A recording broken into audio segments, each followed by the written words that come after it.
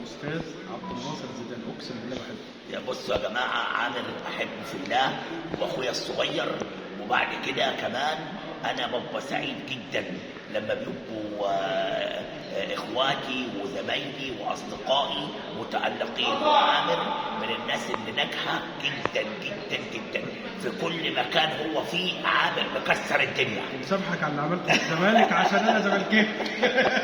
لا خلاص بقينا حبايب والله. الزمالك يا جماعه، بصوا الناس مش عايزه الا نقول كلمه الحق. انا بعتذر طبعا في كل مره بقابل زملكاوي، بعتذر لاي حاجه من اي حاجه غلط قلتها في حق الزمالك.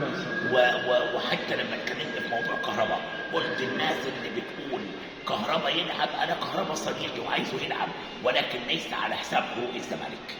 فدايما وابدا نبقى بنحترم الجميع، فلكل الزملكاويه مليون سلام وتحيه. انت عشان محترم يا ريس. وللمستشار مرتضى منصور مليار تحيه مني. حبيبي يا حبيبي عبد.